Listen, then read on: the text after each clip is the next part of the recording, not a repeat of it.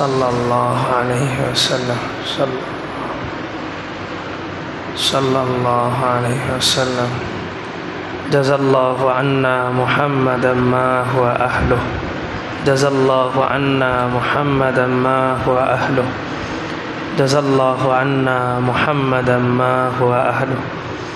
बिस्मिल्लाहिर रहमानिर रहीम।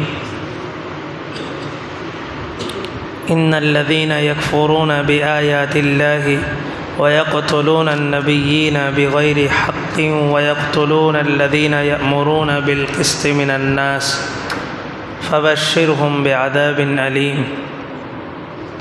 सूरा आले इमरान 21 নম্বর আয়াত। আমাদের আলোচনা চলছিল যে পূর্বের উম্মত নবীদেরকে হত্যা করছে এবং পাশাপাশি নবীদের সাথে যে সমস্ত মানুষ সৎ কাজের আদেশ ন্যায় ইনসাফের কথা বলতো তাদেরকেও হত্যা করত। আল্লাহ তাআলা রসুলের মাধ্যমে তাদেরকে বললেন ফাবাশশিরহুম বিআযাবিন আলীম, হে রসুল আপনি তাদেরকে যন্ত্রণাদায়ক শাস্তির সুসংবাদ দেন। নবীদেরকে হত্যা করছে জাকারিয়া আলাইহিস সালামের ব্যাপারে স্পষ্ট হাদিসেও আসছে, জাকারিয়া আলাইহিস সালামকে তারা করাত দ্বারা দ্বিখণ্ডিত করছে। এরপর একজন নবীর নাম ছিল আরমিয়া, একজন নবীর নাম আরমিয়া আলাইহিস সালাম, ওনাকেও হত্যা করা হয়েছে। ঈসা আলাইহিস সালামকে হত্যা করার জন্য তার বাড়ির চতুর্পাশে একত্রিত হয়েছিল। আল্লাহ তাআলা ঈসা আলাইহিস সালামকে নিজ কুদরতে হেফাজত করছেন। এবং এই আয়াতটা কোরআনের মধ্যে উল্লেখ করছেন শুধুই মাত্র একটা ঘটনা যে নবীদেরকে হত্যা করা হইতো এটার জন্য না, বরং আল্লাহ তাআলা উম্মতকে, বিশেষ করে উম্মতের দায়িত্বশীল যারা সৎ কাজের আদেশ অসৎ কাজের নিষেধ করবে তাদের জন্য একটা মেসেজ যে পরিস্থিতি এতটাই ঘোলাটে হতে পারে যে হত্যার সম্মুখীনও হতে হবে। তো ওয়ায়াকতুলুনা আল্লাযীনা ইয়া'মুরুনা বিল কিসত, যারা সৎ কাজের আদেশ করে। সৎ কাজের আদেশের কথার প্রয়োজন হয় কখন? যখন অসৎ কাজ সমাজে বেড়ে যায়। একজন খারাপ কাজ করতেছে তখনই তো আপনি তাকে সৎ কাজের আদেশ দিবেন। একটা মানুষ যদি খারাপ কাজ না করে, এই উম্মতের অন্যতম একটা গুণ যেটা অন্য নবীর উম্মতের মধ্যে ছিল না, সেটা হলো এই উম্মত চুপ থাকলেও সওয়াব। চুপ করে বসে আছে এটা তার জন্য নেকি লেখা হয়। কারণ কি? আল্লাহ তাআলা বলছেন তোমরা গুনাহ থেকে বেঁচে থাকো, অনর্থক কথা বলা থেকে বেঁচে থাকো। তো এই যে আমি চুপ করে বসে আছি, আমি আল্লাহ তাআলার একটা বিধান, দুইটা বিধান মানতেছি। একটা হচ্ছে গুনাহ থেকে বেঁচে আছি, আর একটা হচ্ছে অনর্থক কথা বলা থেকে বেঁচে আছি। এই যে আল্লাহর বিধান পালন করতেছি, এই জন্য আমার জন্য সওয়াব লেখা হইতেছে, চুপ থাকলেও সব। তো সমাজে যখন অসৎ কাজ বাড়ে, অন্যায় কাজ বাড়ে, তখনই সৎ কাজের আদেশের প্রয়োজন হয়। সৎ কাজের আদেশ অসৎ কাজের নিষেধ দুইটা ভিন্ন জিনিস। একজন মানুষকে অসৎ কাজের নিষেধ করতে হবে যেমন, তেমনিভাবে সৎ কাজের আদেশও করতে হবে। আল্লাহ তাআলা মুমিনের 30টা সিফাত কোরআন শরীফে আলোচনা করছেন। তার মধ্যে 11 নম্বর পারা 4 নম্বর পৃষ্ঠায় 10টা সিফাত, 10টা গুণের কথা আলোচনা করছেন। আত্তাইবুন, এখান থেকে 10টা সিফাতের কথা আলোচনা করছেন। তার মধ্যে 2টা গুণ হইল ইয়া'মুরুনা বিল মারুফ ওয়া ইয়ানহাউনা আনিল মুনকার, তারা সৎ কাজের আদেশ করবে, অসৎ কাজ থেকে নিষেধ করবে। অনেক সময় অসৎ কাজ থেকে নিষেধ করাটা সম্ভব হয় না, বলতে গেলে হিতে বিপরীত হয়। তখন একটা হিকমত অবলম্বন করা যায়। দৃষ্টান্তস্বরূপ একজন প্রভাবশালী ব্যক্তিত্ব, সে একটা জুলুম করতেছে অথবা মদ পান করতেছে একদম রাস্তার মধ্যে সরাসরি। এখন তাকে যদি বলতে চান যে মদ পান করো না, তো হিতে বিপরীত হবে। ওই সময়টা কি করা? ওই সময়টা তাকে হিকমতে বলা যে চলো নামাজের দিকে যাই, চলো মসজিদের দিকে যাই। তাহলে সরাসরি নিষেধ করা হইল না, কিন্তু সৎ কাজের আদেশ দেওয়া হয়ে গেল। সেই জন্য পরিস্থিতি বুঝে হিকমত অবলম্বন করা। নবীরা হিকমত অবলম্বন করছেন দ্বীনের শাখা প্রশাখায়, নামাজের ক্ষেত্রে, রোজার ক্ষেত্রে, বিভিন্ন শাখা প্রশাখায় হিকমত অবলম্বন করছেন। কিন্তু কখনোই দ্বীনের মৌলিক বিষয় কালিমার বিষয় কখনোই হিকমত অবলম্বন করেন নাই। দাওয়াত যেটা দেওয়ার সেটা দিয়ে দিয়েছেন, যেটা বলার সেটা বলে দিয়েছেন। কালিমা লা ইলাহা ইল্লাল্লাহ এটা স্পষ্ট, বাস, এটার মধ্যে কোনো শরিক নেই, স্পষ্ট করে দিয়েছেন। হ্যাঁ, বিভিন্ন কিছুর ক্ষেত্রে হিকমত অবলম্বন করছেন। দাওয়াতটা প্রকাশ্যে দেওয়ার ক্ষেত্রে চিন্তা করলেন যে এখন সমস্যা হইতে পারে। হযরত ওমরের ইসলাম ধর্ম গ্রহণ করার আগ পর্যন্ত লুকায় লুকায় দাওয়াত দিছেন। এরপর আল্লাহ আয়াত নাজিল করলেন, ও আনজির আশিরতাকাল আকরাবিন, আপনার নিকটস্থ আত্মীয় স্বজনকে আপনি ভয় দেখান। তখন আল্লাহর রসুল হযরত ওমর বললেন, আলাসনা আলাল হক, হে রসুল আমরা কি সত্যের উপরে নাই? তা আল্লাহর রসুল বলছেন, নাম, আমরা সত্যের উপরে আছি। তারপর হযরত ওমর বললেন যে মৃত্যুর পরে কি আমাদের জান্নাত অবধারিত নয়? তো রসুল বললেন যে হ্যাঁ, আমাদের জন্য জান্নাত অবধারিত।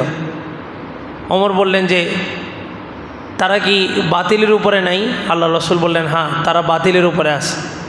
বলে যে তাদের মৃত্যুর পরে কি তাদের জাহান্নাম অবধারিত নয়? রাসূল বললেন যে হ্যাঁ, জাহান্নাম অবধারিত তাদের জন্য। তো হযরত ওমর বললেন তাইলে আবার মাল ইখফা, লুকাবো কেন?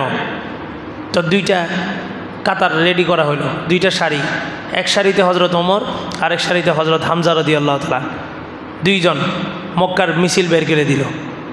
ওনার নারায়ে তাকবীরের ধ্বনি দিয়ে কাবার চত্বরে চলে গেলেন।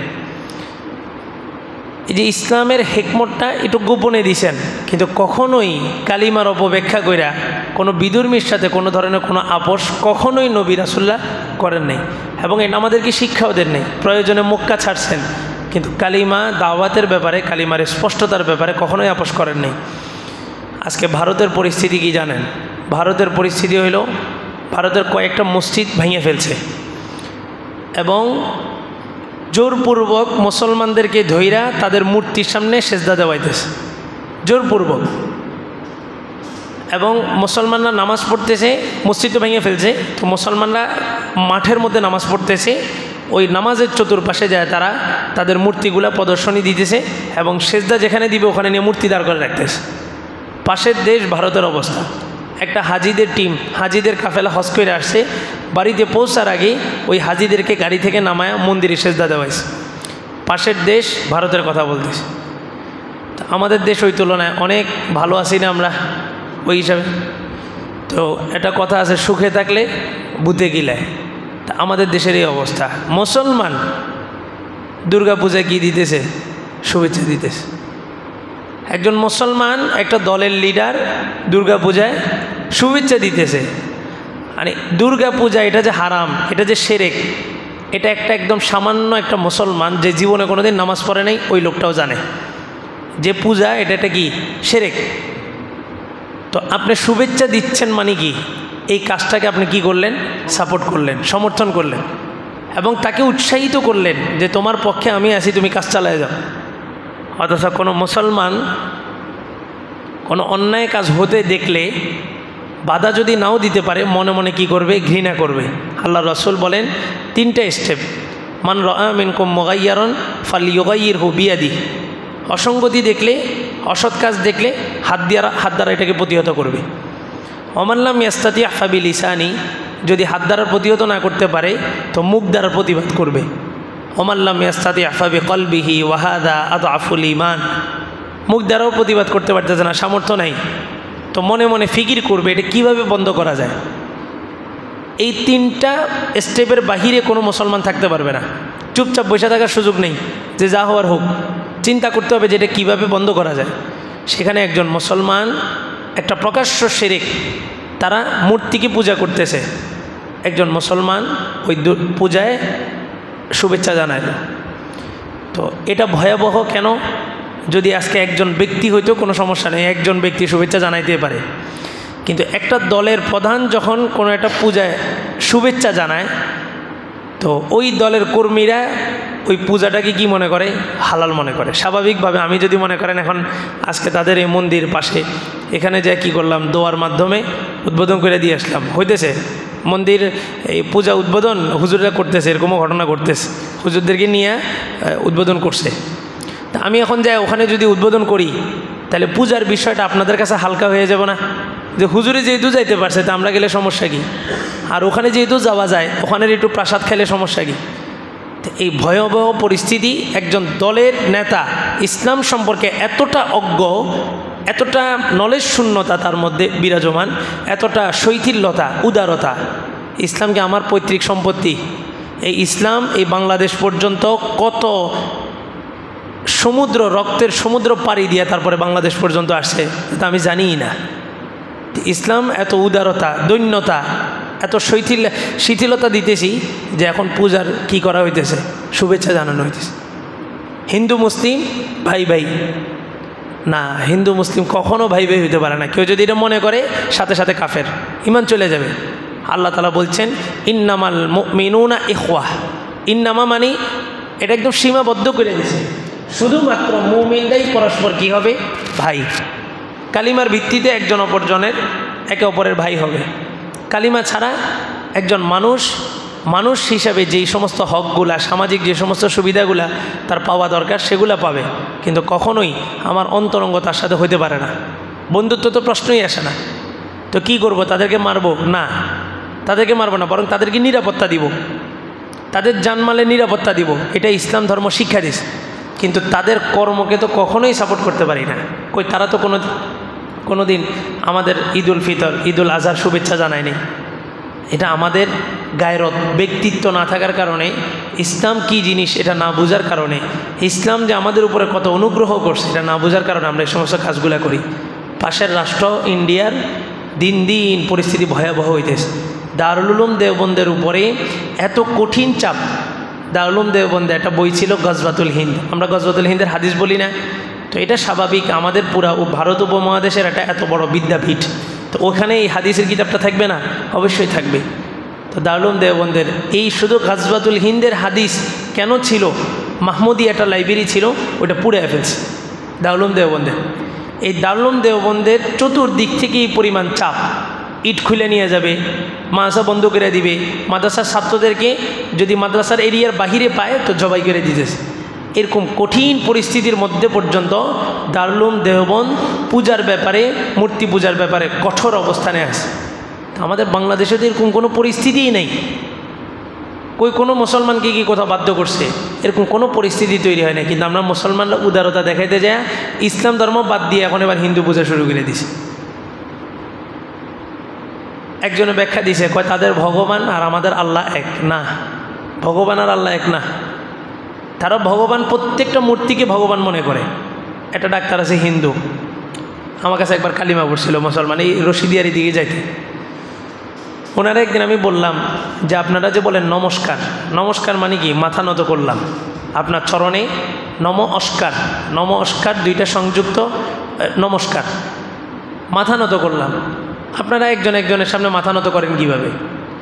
তো ওই হিন্দু ডাক্তার বলতেছে যে হুজুর, মূলত আমরা প্রত্যেকটা বস্তুর মধ্যে ভগবানের অস্তিত্ব দেখি।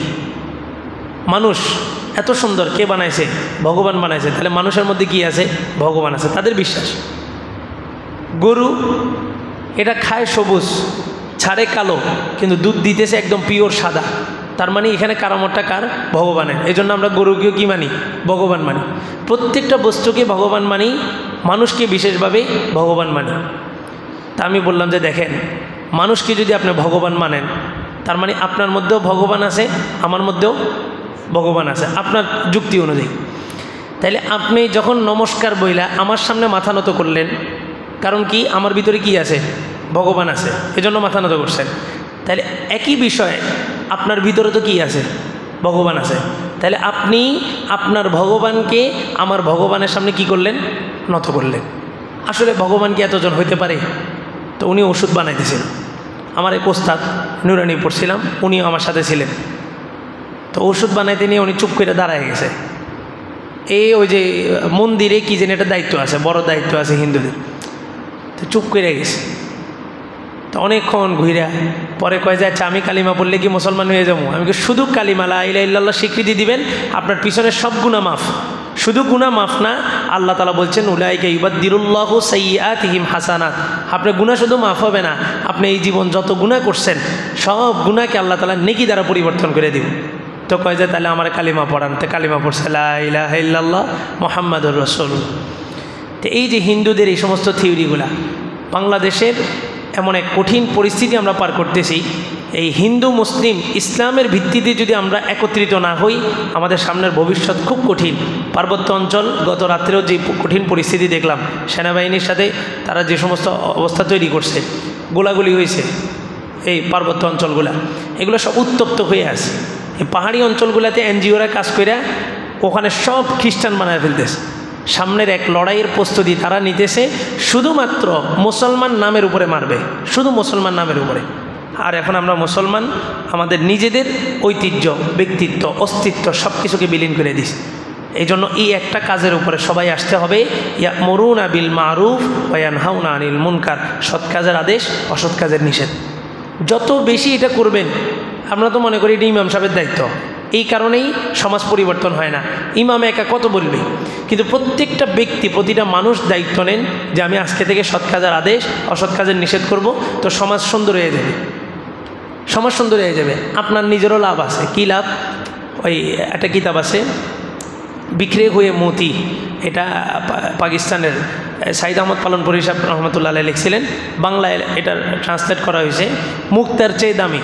ওখানে আসে যেই ব্যক্তি সৎ কাজের আদেশ, অসৎ কাজের নিষেধ করবে, হাদিস টানছে আবু দাউদের, তাকে আল্লাহ তাআলা হাসরের মাঠে নূরের মুকুট পরায় দিবেন এবং নূরের একটা চেয়ারের মধ্যে তাকে বিশেষ আসন দিবেন। কারণ কি? এই সৎ কাজের আদেশ, অসৎ কাজের নিষেধ এটা কার কাজ? নবীদের কাজ। কিন্তু নবীদের কাজ যদি আমরা করি, তাহলে আমাদের মর্যাদাও আল্লাহ তাআলা নবীদের মতো মর্যাদা বাড়ায় দিবেন। আর এটা যখন করবেন, আপনার আরেকটা লাভ হইল কি? আপনার নিজে পরিবর্তন হয়ে যেতে পারবেন। সিগারেট ছাড়তে পারি না, একদমই পারতেছি না, তা আপনি নিয়ত করেন আজকে থেকে আমি সিগারেট খাওয়ার বিষয় মানুষকে নিষেধ করবো। তা আপনি মানুষকে নিষেধ করেন, সিগারেট খেতে দেখলে বলেন যে ভাই এটা ক্ষতি, ক্যান্সার, এটা আপনার শরীর শেষ। তা আপনার বিবেকে বাধা দিবে যখন আপনি টানতে যাবেন। মানুষকে নামাজের কথা বলেন, তাহলে দেখবেন যে আপনার বিবেকে বাধা দিবে কিনা, আমি কিভাবে নামাজে না যাই। তো সৎ কাজের আদেশ, অসৎ কাজের নিষেধ করলে প্রথম লাভটা কার?